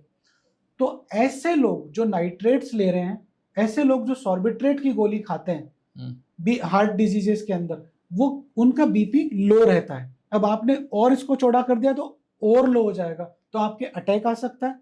And these are real situation कि उनके अटैक आ गया क्योंकि 200 mg की वाइग्रा ले ली। कार्डिक अरेस्ट के साथ साथ ब्रेन स्ट्रोक्स आ सकते हैं। बहुत सारे पेशेंट्स ऐसे होते हैं जिनमें एक डिजीज हो जाती है, इसको प्रायपिज्म बोलते हैं। 20 साल का लड़का है, वाइग्रा ले ली उसने, अब उसका जो पीनिस है वो इरेक्ट हो गया, अब वो ढीला ही नहीं पड़ रहा, वो खड़ा है, तो 4 घंटे से ज्यादा खड़ा होते ही पीनिस में डैमेज चालू हो जाता है, तो उसको प्रायपिज्म बोलते हैं। तो ये बहुत कॉमन है। इसके अलावा जो वाइग्रा के जो क्लासिकल साइड इफेक्ट है, जैसे कि हॉट फ्लैशेस, सर दर्द, शरीर लाल हो जाना, तो ये सब कॉमन। तो मुझे लगता है कि वाइग्रा का काउंटर सेल एटलीस्ट सरकार को बंद करना चाहिए।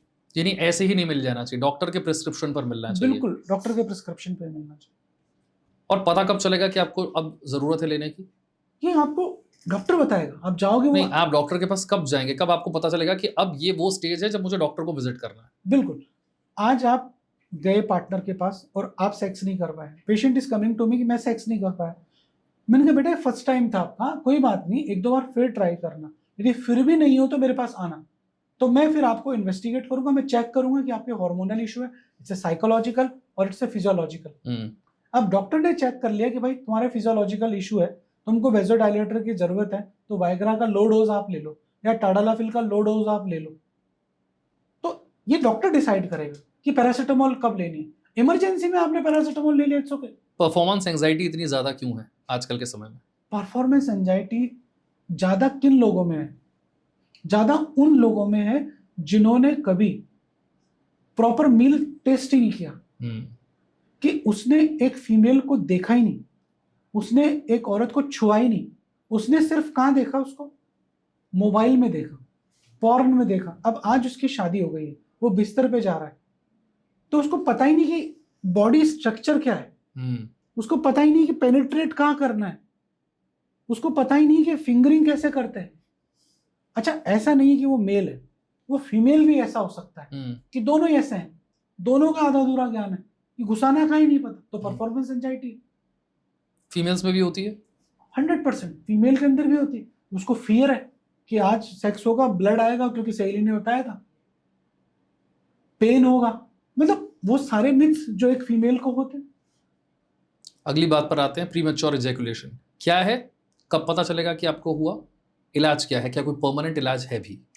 प्रीमैच्योर इजैकुलेशन का परमानेंट इलाज है 110%। पहले वहां से आते हैं कि इसे डिफाइन कैसे करेंगे? इसको डिफाइन ऐसे करेंगे कि यदि आपका पार्टनर सेटिस्फाइड नहीं हो पा रहा है पेनिट्रेशन के बाद सेक्स के दौरान, और आप अर्ली इजैकुलेट हो जाते हो, आपने डालने के 10-15 शॉट्स में आउट हो गए, या विद इन 2 मिनट्स या 3 मिनट्स या 4 मिनट्स पहले डिस्चार्ज हो गए, तो आप अर्ली इजैकुलेटर हो। And pre, what is pre? This is not pre, basically it's early. मैं मेरे पार्टनर से पहले डिस्चार्ज हो रहा हूँ। सिचुएशन ऐसी भी हो सकती है कि आपका पार्टनर बोले कि यार 1 घंटे तक सेक्स कर ले, तो वो प्रीमैच्योर इजैकुलेशन में नहीं आएगा। You are a normal person, problem आपके पार्टनर में। नॉर्मल क्या है? 3 से 4 मिनट। यदि आप अच्छा सेक्स कर रहे हो, अच्छा पेनिट्रेटिव सेक्स चल रहा है, 3 मिनट से ज्यादा है, और आपका पार्टनर सेटिस्फाइड है, तो इट्स अ गुड सेक्स। तो पेनिट्रेटिव सेक्स जो है वो 3 मिनट के ऊपर होना चाहिए। अब ऐसा नहीं कि आपने पीनिस को वजाइना में डाल दिया और बस उसको घुमा रहे हो। You have to do some thrust. अच्छा सेक्स, अच्छा परफॉर्मेंस, अलग अलग तरीके से, अलग अलग एंगल से आपको शॉट्स मारने। अब आपको उसमें आपका माइंड कंट्रोल होना चाहिए, आपको ये टेक्निक्स आनी चाहिए कि यार मेरा डिस्चार्ज हो रहा है तो मुझे स्लो कर लेना है। स्लो, मेरे को तेजी के साथ नहीं मारना है। स्टॉप स्टार्ट टेक्निक, धीरे फिर स्लो, फिर धीरे फिर स्लो, स्क्वीज टेक्निक्स। तो there are multiple behaviour therapy. आपको ऐसा लग रहा है कि बहुत जल्दी डिस्चार्ज हो रहा हूं, आपने पीनिस को बाहर निकाला, पार्टनर को ओरल करने लग गए जिससे कि उसका ऑर्गेज्म स्लिप नहीं हो। जैसे ही आपका वो ऑर्गेज्मिक स्टेट चले गया, फिर पेनिट्रेट कर लिया, तो ये कलाएं हैं जो सीखनी पड़ेंगी, सेक्स की कलाएं हैं, उनको सीखोगे तो आप प्री मैच्योर इजैकुलेशन से बच जाओगे। पर ऐसा है कि यदि आपका कोई सिस्टमिक डिजीज है, आपके सेरोटोनिन लेवल्स का इशू है, आपके हार्मोनल इश्यूज आ रहे हैं, then you need to take some medication. तो मेडिकेशंस भी अवेलेबल है। ग्लैंड सेंसिटिव है तो देयर आर स्प्रेस। आपके पास जो लोग आते हैं, आप उनको कैसे पता लगाते हैं कि इनको प्रॉब्लम साइकोलॉजिकल है, यानी दिमागी तौर पर इनको कुछ प्रॉब्लम है, इशू है, मतलब ये साइकोलॉजिकल तौर पर परेशान है, या वाकई इसकी बॉडी में ऐसी कोई कमी है जिसकी वजह से प्रीमेच्योर इजैकुलेशन हो रहा है? देखो, हम इसको इन्वेस्टिगेट करते हैं, हम उसके हार्मोन की जांच करते हैं, हम उसका पीनिस को चेक करते हैं, हम उसके ग्लैंड्स को चेक करते हैं। तो it's a complete thoroughly investigation.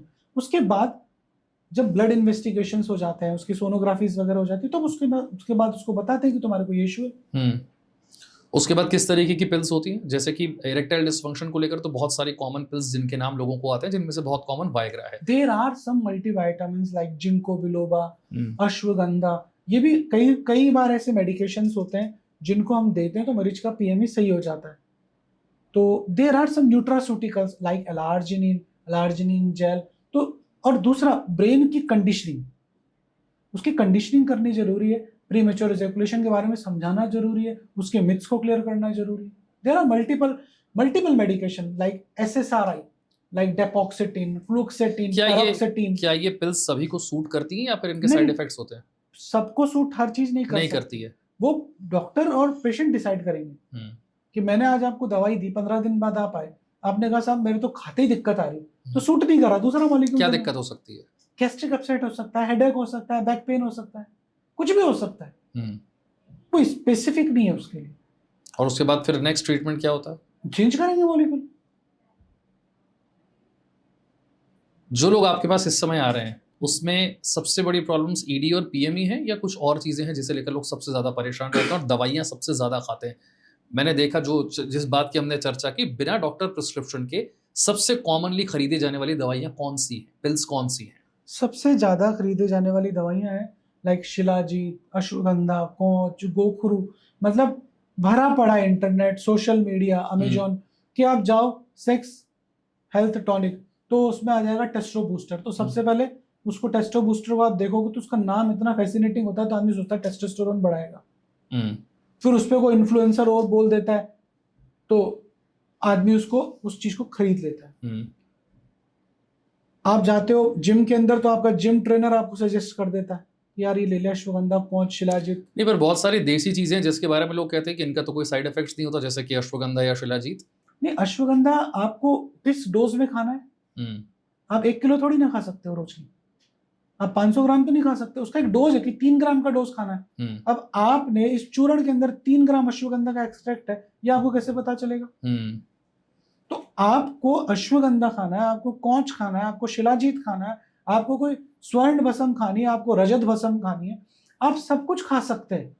लेकिन खाने से पहले आप डॉक्टर से कंसल्ट करें। यदि आप आयुर्वेद में विश्वास रखते हैं तो आयुर्वेद के डॉक्टर से कंसल्ट करें। हमेशा ऐसे लोगों से बचें जो आपको अपने पास से चूर्ण दे रहे हैं। आयुर्वेदिक चीजों से इलाज हो जाता है? क्यों नहीं हो सकता? आपका विश्वास पूरा है? मेरा हर चीज में विश्वास है। मेरा विश्वास सिर्फ एक ही चीज में कि सेक्सुअल डिजीजेस जो है, यदि हम उनको सही टाइम पे पकड़ लें और सही टाइम पे सिर्फ exercise, normal life style changes से काम करें तो हम वैसे ही उनको सुधार सकते हैं। If you are a smoker and you are smoking 20 और 30 cigarettes per day, just believe me, उसको बंद करो, 10 दिन बाद आपका पीनिस के अंदर सॉलिड इरेक्शन आने लग जाएगा। बहुत सारे जेल और स्प्रेज मार्केट में अवेलेबल हैं। पहले तो ये जेल और स्प्रे करते क्या हैं और इनको जो लोग यूज कर रहे हैं उनके लिए क्या तरीका होना चाहिए, उनको क्या पता होना चाहिए? देखो, ये जो स्प्रे है ये हमारे लोकल एनेस्थेटिक्स होते हैं। जब एक आदमी का ऑपरेशन होता है तो ऑपरेशन थिएटर के अंदर उसको एक भाप सुंघाई जाती है, जिसको एनेस्थीसिया बोलते हैं। अब उस चीज को हमने जेल फॉर्म में लिया है और हम हमारा जो पीनिस है उसके ऊपर लगा देते हैं सेक्स से पहले जी। तो जब आप उसको लगाओगे तो यदि आपका जो लिंग है, आपका जो पीनिस है वो हाइपर यदि सेंसिटिव है तो उसके सेंसेशन को वो कम कर देगा तो आप लंबा खेल पाओगे। ये एक बेहतरीन दवाई है। यदि आप को सूट करती है और उससे आपका कोई साइड इफेक्ट नहीं हो रहा है जी। उसका जो मेजर साइड इफेक्ट है वो ये है कि आपका सॉलिड इरेक्शन था, आपने स्प्रे लगाया तो नमनेस आ गई, नमनेस आ गई तो आपके उसमें सेंसेशन आना बंद हो गए। सेंसेशन आना बंद हो गए तो क्या होगा? ज्यादा देर तक हो सकता है। इरेक्शन डाउन हो जाएगा, ओके, फीलिंग आना ही बंद हो गया। आपने ठीक जीप है। पे स्प्रे मार लिया तो क्या होगा, फीलिंग ही नहीं आएगी, Feeling नहीं गुलाब आ रही जामुन है या कुछ और है। नम कर दिया उसे, सुन कर दिया सुन्न आपने। कर दिया। ठीक तो है। अब यदि आपने उसको लिया और वो सुन एक लिमिटेड लेवल पे कर रहा है, आप सेक्स को एंजॉय भी कर रहे हो, प्लेजर भी आ रहा है, तो इट्स अ वंडरफुल थिंग। किसी डॉक्टर के पास जाने की जरूरत नहीं। ओके, बाजार में गए, स्प्रे मारा, और यदि लंबे सेक्स चल रहा है तो क्यों जबरदस्ती दवाई खानी, उस स्प्रे का असर रहेगा 15-20 मिनट बाद, इट्स ओके। पर यदि उससे आपका इरेक्शन गायब हो रहा है तो दिक्कत है। यदि उसको लगाने के बाद वेजाइना के भी सेंसेशन खत्म हो गए तो इशू है, क्योंकि फीमेल को ही समझ भी नहीं आ रहा क्या हो रहा है। तो इफ साइड इफेक्ट्स मैनेजेबल, तो these are wonderful things. Contraceptive का सही इस्तेमाल किस तरीके से होना चाहिए और क्या लिमिट है, कहाँ रुकना होगा? देखो, कॉन्ट्रासेप्टिव अगेन हम किस जगह पर है, हम जिस जगह पे बात कर रहे हैं वो है आइडियली क्या होना चाहिए। कॉन्ट्रासेप्टिव खाने से पहले आइडियली क्या होना चाहिए? आइडियल होना चाहिए आप डॉक्टर के पास जाओ, उसका प्रिस्क्रिप्शन। मोस्ट ऑफ लोग बिना डॉक्टर के पास जाए ही कॉन्ट्रासेप्टिव पिल्स को ले रहे हैं। I don't think most of लोग, आई थिंक वो कोई 0.1% लोग होते होंगे। 99.99% लोग कॉन्ट्रासेप्टिव्स ऐसे खाते हैं जैसे कोई च्यवनप्राश खा रहे। प्रॉब्लम ये नहीं है कि कॉन्ट्रासेप्टिव खाना गलत है या नहीं, प्रॉब्लम ये कि आप किस एज में खा रहे हो, अच्छा, और किस फ्रीक्वेंसी में खा रहे हो। एज भी मैटर करती है इसमें। अब आपकी उम्र हो गई है, 2 बच्चे हो चुके हैं, 35 साल की उम्र में आपने खा लिया तो क्या फर्क पड़ जाएगा? पोस्ट मेनोपॉजल सिम्टम्स आने लग गए हैं तो ठीक है, कोई बात नहीं। पर एक जो लड़की 16 साल की है, स्कूल में पढ़ती है 12th क्लास में, वो कॉन्ट्रासेप्टिव खा रही है और वीक में 2 बार खा रही है, महीने में 4 बार खा रही है, तो उससे क्या होगा? उसका सारा का सारा हार्मोनल इम्बैलेंस हो जाएगा। क्या हो जाएगा, क्या बिगड़ेगा? पीसीओडी हो जाएगा, उसके पेल्विक इन्फ्लेमेटरी डिजीजेज हो जाएंगी, उसका पूरा जो सेक्सुअल हार्मोन है वो केमिस्ट्री उसकी चेंज हो जाएगी, क्योंकि वो जो पिल है उसमें हार्मोन्स है। और आगे चलकर और भारी नुकसान होगा। आगे चल के उसको प्रेगनेंसी में दिक्कत आएगी, उसके पीसीओडी यदि हो गया तो दाढ़ी मूंछ आ जाएगी, ओबेसिटी आ जाएगी। पर पीसीओडी आजकल इतना कॉमन क्यों हो गया? पीसीओडी अगेन कॉमन इसलिए हो गया कि हमारा जो मैरिज का एक एज था वो चेंज हो गया। कि सरकार पहले हर जगह टीवी में चलाती थी शादी की उम्र इतनी होनी चाहिए, अब मेरे हिसाब से थोड़े दिन बाद रशिया की तरह चलाना पड़ेगा कि शादी कर लो जिससे बच्चे हो जाएं। लड़कियां शादी नहीं करती, शादी की एज जा रही है, तो एजिंग की वजह से जो उसका ऑर्गन है वो बूढ़ा हो रहा है, उसके हार्मोन प्रॉपर टाइम पे रिलीज ही नहीं हो रहे हैं, इसकी वजह से एक रीजन है। दूसरा मेटाबॉलिक डिजीजेस, ओबेसिटी बहुत ज्यादा बढ़ रहा है, फीमेल एक्सरसाइज है नहीं, फीमेल एक्सरसाइज पे कोई अवेयरनेस नहीं, फीमेल हाइजीन पे कोई अवेयरनेस नहीं, कॉन्ट्रासेप्टिव्स जो इस तरह के लोग खा रहे हैं धड़ल्ले से। टेस्टोस्टेरोन थेरेपी, बड़ा नाम आजकल सोशल मीडिया पे चल रहा है कि टेस्टोस्टेरोन बढ़ाना है तो टेस्टोस्टेरोन थेरेपी ले सकते हैं, क्या होती है ये? टेस्टोस्टेरोन यदि आपका कम है तो हम आपको टेस्टोस्टेरोन के इंजेक्शन लगाएंगे, टेस्टोस्टेरोन के जेल। कम मतलब कितना कम होता है और नॉर्मल का लेवल क्या है? देखो, नॉर्मल ये है कि ये एज पे डिपेंड करता है। सपोज करो कि आप 50 की एज में हो और आपका टेस्टोस्टेरोन 300 या 400 नैनोग्राम पर डेसीलीटर है तो इट्स ओके। बट यदि आप 20 साल के लड़के हो, 21 साल के लड़के हो और आपका टेस्टोस्टेरोन आ रहा है 300, 250, 140, तो ये लो, इसको हाइपोगोनाडिज्म बोलेंगे कि testosterone proper testicle proper testosterone नहीं बना पा रहे। तो ये हर एज पे डिपेंड करता है। पर एक रूटीन वे में हम बात करें, एक सेक्सुअल एक्टिव एज है 40-45 तक कि 300 नैनोग्राम पर डेसीलीटर से कम आ रहा है, 400 से कम आ रहा है, तो ये लो टेस्टोस्टेरोन में है। तो टेस्टोस्टेरोन थेरेपी क्या करेगी? टेस्टोस्टेरोन थेरेपी क्या करेगी? टेस्टोस्टेरोन थेरेपी उसके अंदर जो सेक्सुअल प्रॉब्लम्स आ रही है उनको रिकवर करेगी। जो टेस्टोस्टेरोन का काम है वो टेस्टोस्टेरोन रिप्लेसमेंट के बाद सही होगा। पेनाइल इम्प्लांट्स, जब मैंने पहली बार सुना तो मुझे बड़ा अजीब लगा इसे सुन करके, लेकिन बहुत सारी इस पर चर्चा अब सोशल मीडिया पर हो रही है। पेनाइल इम्प्लांट्स क्या होते हैं, किनको इसकी ज़रूरत है, क्या बदल जाएगा इससे? देखो, penile implant again new science for penis, कि यदि आपके ऊपर अब कोई भी मेडिकेशन काम नहीं कर रहा है, कोई भी treatment, there are a lot of treatment, medicine के अलावा बहुत सारी दवाइयां हैं, बहुत सारे प्रोसीजर्स है, बहुत सारे प्रोटोकॉल्स है, जैसे कि शॉक वेव है, पी शॉट है, मतलब वो एक बहुत बड़ा साइंस है। अब आपने सब कुछ ट्राई कर लिया और आपका जो पीनिस है वो मुर्दा हो गया, उसमें जान नहीं है, तो उसके बाद आपका एक ही सोल्यूशन बचता है कि उसके अंदर एक इम्प्लांट डाल दें। तो इम्प्लांट क्या है? एक सिलिकॉन का बेस है जो आपके पेनिस के अंदर डाल दिया जाएगा ऑपरेट करने के बाद। तो it's a new science, it's a wonderful thing. ऐसे लोग जो किसी ट्रॉमा की वजह से, जिनकी कोई सर्जरी हुई उसकी वजह से, कोई एक्सीडेंट हुआ, या कंप्लीट इरेक्टाइल डिसफंक्शन है और पार्टनर को सेक्सुअल प्लेजर देना है, तो they can go for like knee implant, like penile implant.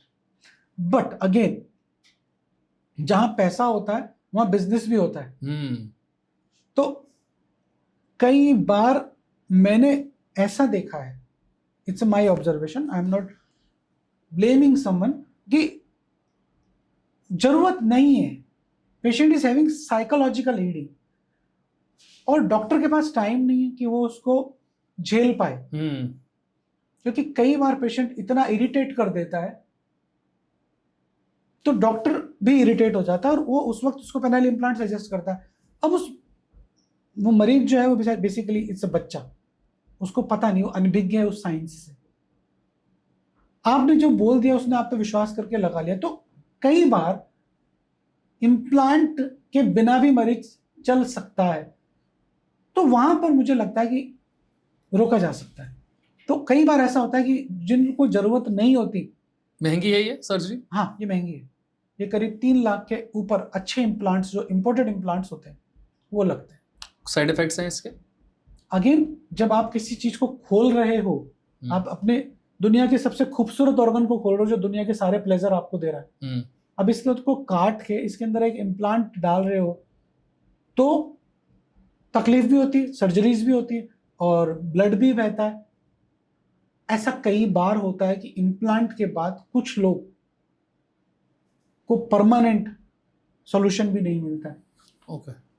क्या ऐसे इम्प्लांट्स निकालवाए जा सकते हैं वापस? आप नॉर्मल अगर अपनी कंडीशन में आना चाहें वापस आ सकते हैं? नहीं निकाल सकते। रिवर्स नहीं हो सकता? रिवर्स नहीं हो सकता। आपने घुटने में इम्प्लांट डाल दिया, कैसे निकालोगे उसका? करोगे क्या इसका? क्योंकि आपने अंदर का मसाला तो तोड़ दिया। उन लोगों के लिए एक सवाल है जो बिल्कुल यंग है, या अब मुझे लगता है कि ये भी कहना ठीक नहीं होगा यंग है, अब तो हर उम्र में इस तरीके की चीज़ें हैं, जो लोग ये पूछना चाहते हैं कि हम तो मल्टीपल पार्टनर्स भी रखेंगे, हम तो डेटिंग साइट्स पर भी जाएंगे, हम तो हुकअप कल्चर में बिलीव करते हैं, डेटिंग कल्चर में बिलीव करते हैं, और हम बॉडी काउंट जो है उसकी गिनती नहीं रखना चाहते, लेकिन हमें सेफ भी रहना है, कुछ गड़बड़ ना हो। क्या होगा उनके लिए, क्या आंसर होगा?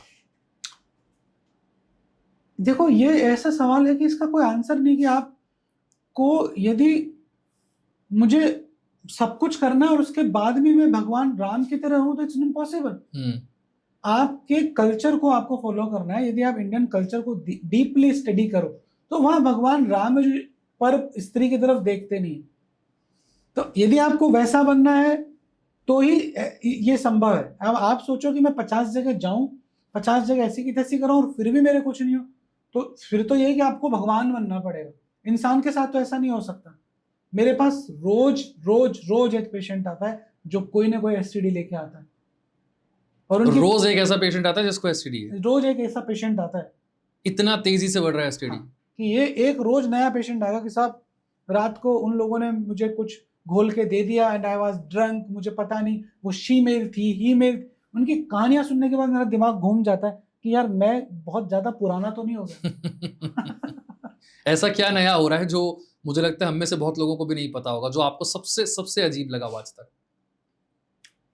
आजकल लोगों का जो सेक्सुअल कीड़ा है, सेक्स करने की जो फैंटेसीज है, उसके लेवल्स बड़े डिफरेंट होते जा रहे हैं। उनको एक के साथ 3-3 कपल सेक्स कर रहे हैं, ट्राइसम, वाइफ स्वैपिंग। मतलब मैंने ये शायद अभी पिछले कुछ समय से ही सुनना चालू किया है, शायद मैं जानता नहीं था कि लोग ग्रुप में सेक्स कर रहे हैं। तो मतलब ये सब मैंने, जब मैं कॉलेज में पढ़ता तो कोई पॉर्न वगैरह देखने चले गया, उस जमाने में तो बड़ी मुश्किल से मिलती थी पॉर्न भी, तो देख ली। अब ये बड़ा कॉमन है, लोग फार्म हाउसेज में जा रहे हैं, होटल्स में जा रहे हैं, ग्रुप में जा रहे हैं, सेक्स कर रहे हैं। मतलब मुझे नहीं लगता कि हम किस दिशा में बढ़ रहे हैं। तो न तो हम देसी हैं, न हम आधे पूरे विदेशी हैं। ऐसे लोगों को आप फिर क्या सजेस्ट करते हैं? फिर ये किस तरह की प्रॉब्लम्स लेकर आते हैं? एसटीडीज ही होती हैं, कुछ और भी होता है? मैं सबसे पहले तो बोलता हूँ, कहाँ जाते हो, मुझे भी एक बार लेकर चलो, देखना चाहता हूँ क्योंकि मैंने देखा नहीं है, ये सब सुना है। एसटीडीज इनमें होती है, इनके अलावा इनमें रिलेशनशिप इशू होते हैं। कि यदि आज 3 लोग सेक्स कर रहे हैं एक साथ और आपका पार्टनर पुअर परफॉर्मर था, अब आज आपको एक नया अच्छा पार्टनर मिल गया, तो अब आपका इसमें मन ही नहीं लगेगा। आपका पार्टनर ओबेस था और वो 6 पैक वाला मिल गया, तो आप क्या सोचोगे कि यार मैं इस बासी खीर के साथ क्यों रहूं, मैं इस बढ़िया आइटम के साथ क्यों नहीं। तो यहाँ आपको सेक्सुअल इश्यूज होने लगते हैं। आपका जो प्रेम था ना, किसी भी स्त्री और पुरुष के रिश्ते में प्रेम बहुत इंपॉर्टेंट चीज है, सेक्स सेकेंडरी चीज है। शादी के बाद एक पत्नी और एक पति जब तक मरते नहीं एक दूसरे की केयर करते हैं, 70 साल की उम्र में भी गोलियां दे रहे होते हैं कि इसके जीवन के 1-2 पल और भी आ जाएं, वो प्रेम कहाँ है आप में? वो प्रेम तब उत्पन्न होगा जब आप सेक्स से संभोग में जाओगे। आप सिर्फ सेक्स में ही रहोगे, सिर्फ सेक्स ही खाते रहोगे, तो आप कहीं नहीं पहुंच पाओगे ना जीवन में। और मुझे लगता है आप सोसाइटी को भी बहुत खराब कर रहे हो, बहुत गंदा कर रहे हो, देश के लिए, समाज के लिए, अपने बच्चों के लिए। आप हमारे बच्चे हमको ऐसे देखेंगे तो क्या फील करेंगे? एक आखिरी प्रश्न है मेरा, कुछ 3 ऐसी बातें अगर आज आप बताना चाहें अपने अनुभव के आधार पर, जो लोग यंग हैं, जिनकी एज बढ़ चुकी है और जो अच्छा सेक्स एंजॉय करना चाहते हैं अपनी सेक्सुअल हेल्थ को बेहतरीन रखने के लिए, अपनी हेल्थ को बेहतरीन रखने के लिए, ताकि आपको किसी तरह की कोई प्रॉब्लम्स ना आए, जिस तरह से आप देखते हैं रोज पेशेंट्स को बड़ी सारी प्रॉब्लम्स के साथ। 3 ऐसी कोई टिप्स अगर आप देना चाहें अच्छा सेक्स एंजॉय करने के लिए, हेल्दी रहने के लिए, सेफ रहने के लिए, तो वो क्या होंगी? सबसे पहले कि कभी भी कोई सेक्सुअल इशू आए तो आपको किसी अथॉरिटी से बात करनी है। वो डॉक्टर नहीं है तो आपका पेरेंट्स हो सकते हैं, वो आपके फादर हो सकते हैं, और ऐसे जो दोस्त, जो वाकई दोस्त हैं, जो समझते हैं साइंस को, ऐसे नहीं कि मैं 6 बार चेप के आया रात को, वो सिर्फ आपको कचरा करेंगे। तो ऐसे दोस्तों से बात करें। हमारे जो सेक्सुअल प्रॉब्लम्स हम आपस में कई बार सुधार लेते हैं। छोटी मोटी सेक्सुअल इश्यूज यदि आपको लाइफ में फेस होने लग गए तो ये इंडिकेटर है कि मैं कहीं ना कहीं गलत हूं, मेरा लाइफ स्टाइल कहीं ना कहीं गलत है, कि आज मैं सेक्स कर रहा हूं और इरेक्शन नहीं आ रहा है। सबसे पहले एनालिसिस करें कि क्यों हो रहा है ऐसा, उस चीज को सुधारें। कि मैं स्ट्रेस में हूं, थोड़ा हंसना चालू करें। मेरी नींद पूरी हो रही तो नींद करें। टारगेट पूरे बाद में भी हो सकते हैं, पर ये सेक्स इसकी एक एक्सपायरी डेट है, खत्म हो जाएगा। इसके लिए एक्सरसाइज करें, और यदि जरूरत है तो किसी क्वालिफाइड अच्छे डॉक्टर से, चाहे वो किसी भी पैथी का हो, उससे जाके जरूर इलाज लें। क्योंकि सेक्स सिर्फ आपके लिए नहीं है, आपके पार्टनर के लिए भी है। उसके बारे में सोचें, जो अपना घर परिवार सब कुछ छोड़ के आपके पास आई है रहने के लिए, आपके घर पे आपकी चड्डी धो रही है, आपका खाना बना रही है, आपके माँ बाप की केयर कर रही है, और आप उसके लिए क्या कर रहे हो? उसको सीधे सेक्सुअली सेटिस्फाइड भी नहीं कर रहे, तो आपके आदमी होने का कोई सार्थकत्व नहीं। बहुत बहुत शुक्रिया डॉक्टर साहब हमसे बातचीत के लिए। और मुझे लगता है आज की बातचीत सुन के हमारे जो ज़्यादातर दर्शक हैं वो ये समझ पाए होंगे कि सेक्स एजुकेशन का इंपॉर्टेंस क्या है ज़िंदगी में, अच्छी सेक्सुअल हेल्थ को मेंटेन करने के लिए क्या चाहिए, और कौन सी मिस इन्फॉर्मेशन और कौन सी ऐसी भ्रांतियां जिसमें आपको बिल्कुल नहीं पड़ना है, अपने आप को सेफ कैसे रखना है। बहुत बहुत शुक्रिया हमारे स्टूडियो में आने के लिए और इस पूरी बातचीत